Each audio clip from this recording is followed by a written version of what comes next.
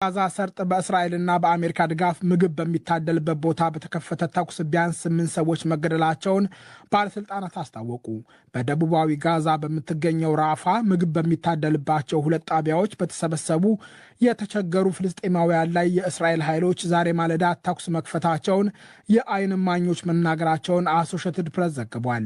ምግብ ፍለጋ ወደ ቦታው አቅንተው ባዶ እጃቸውን የተመለሱት አህመድ አልማርሲ የእስራኤል ወታደሮች በከፈቱት ተኩስ የተገደሉና የቆሰሉ መኖራቸውን ተናግረዋል። ኦስኒ አልናጅር የተባሉ የዓይን እማኝ በርካታ የተገደሉና የቆሰሉ መኖራቸውን ለአሶሺየትድ ፕሬስ ገልጸዋል። በካን ዩኒስ የሚገኘው ናስር ሆስፒታል ከተኩሱ በኋላ 8 አስከሬኖች እንደተቀበለ አስታውቋል። የእስራኤል ጦር ተጠርጣሪዎች ወደ ወታደሮች ሲቀርቡ የማስጠንቀቂያ ተኩስ መተኮሱን አረጋግጧል። ተኩስ የተከፈተው የተባበሩት መንግስታት ሰብአዊ እርዳታ የሚያቀርብበትን ስርዓት ይተካል ተብሎ በአሜሪካና በእስራኤል ተስፋ በተጣለበት የጋዛ የሰብአዊ እርዳታ ፋውንዴሽን ጣቢያ በመቶዎች ሜትር ርቀት ላይ ነው። የተባበሩት መንግስታት አዲሱ የሰብአዊ እርዳታ አቅርቦት ስርዓት የሰብአዊ መርሆችን ይቃረናል ሲል ተቃውሞውን አሰምቷል። የጋዛ የሰብአዊ እርዳታ ፋውንዴሽን ጣቢያዎች ባለፈው ወር ከተከፈቱ ጀምሮ በየዕለቱ ተኩስ አጥቶት አያውቅም።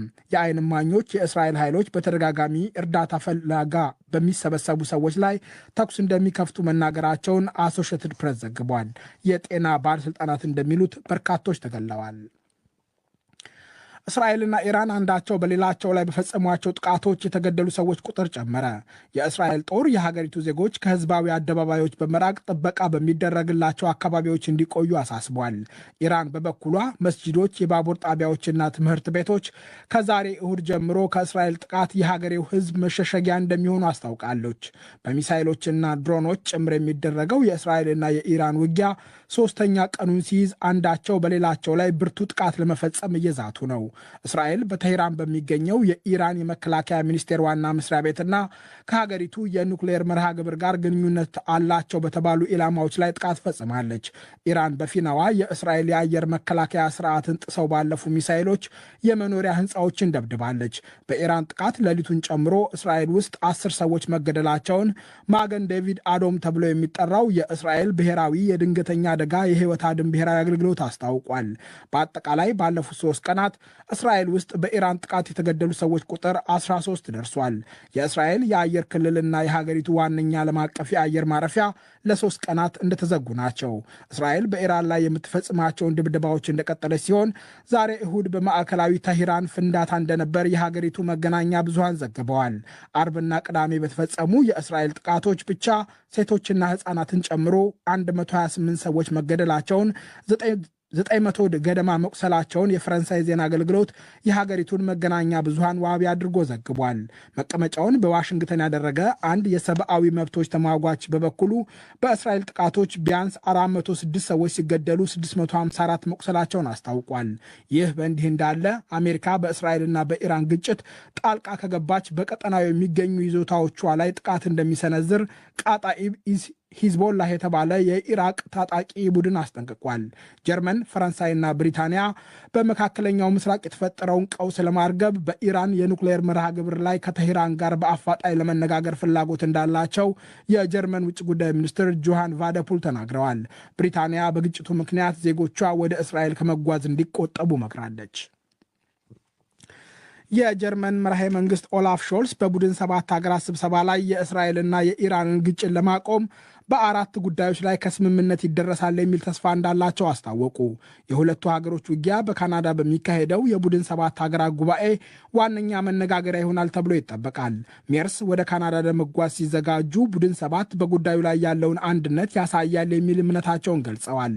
ሜርስ ከስምምነት ይደረስባቸዋል ብለው ከሚጠብቋቸው ጉዳዮች መካከል ኢራን የኑክሌር ጦር መሳሪያ መስራትም ሆነ መታጠቅ አትችልም የሚሉት ይገኙበታል። እስራኤል የኢራን የኑክሌር መርሃ ግብር ጋርጦታል ካሉት የህልውና ስጋት ራሷን የመከላከል መብት አላት፣ ውጊያው ሊባባስ አይገባም፣ እንደዚሁም በዲፕሎማሲ መፍትሄ ለመፍጠር መስማማት ቀሪዎቹ ጉዳዮች ናቸው። በጀርመን በሚገኙ የእስራኤል ወይም የአይሁዳውያን ኢላማዎች ላይ ኢራን ጥቃት ብትፈጽም መንግስታቸው ለመከላከል ዝግጁ እንደሆነም አስታውቀዋል። በሰሜናዊ ህንድ ኡታራካንድ የተባለ ግዛት ሄሊኮፕተር ተከስክሶ የ7 ሰዎች ሕይወት አለፈ። በሂማሊያ ግዛት የተከሰከሰው ሄሊኮፕተር በሂማሊያ ተራሮች ላይ በሚገኝ ታዋቂ የሂንዱ መንፈሳዊ ጉዞ መስመር እየበረረ እንደነበር የሀገሪቱ ባለሥልጣናት አስታውቀዋል። በአደጋው 5 መንገደኞች፣ 1 ሕፃንና የሄሊኮፕተሩ አብራሪ ሕይወታቸውን አጥተዋል። በመጥፎ የአየር ጠባይ ምክንያት ከአደጋው በኋላ እስከ ነገ ሰኞ ድረስ ኢትዮጵያ ውስጥ በተለያዩ ምክንያቶች ከቀያቸው ተፈናቅለው በየስፍራው የተጠለሉ ሰዎች ቁጥር ከጊዜ ወደ ጊዜ እየጨመረ ነው። በተባበሩት መንግስታት ድርጅት የሰብአዊ እርዳታዎች ማስተባበሪያ ቢሮ በምህጻሩ ኦቻ የቅርብ ጊዜ መረጃ መሰረት በኢትዮጵያ በጦርነትና በተፈጥሮ አደጋዎች ምክንያት በሚሊዮኖች የሚቆጠሩ ሰዎች ተፈናቅለዋል። አብዛኛዎቹም በጊዜያዊ መጠለያዎችና በተለያዩ አካባቢዎች የሚገኝ ህብረተሰብ ጋር ተጠግተው የሚኖሩ ናቸው። ይህም እንደ ኦቻ በሀገሪቱ ከባድ ሰብአዊ ቀውስ አስከትሏል።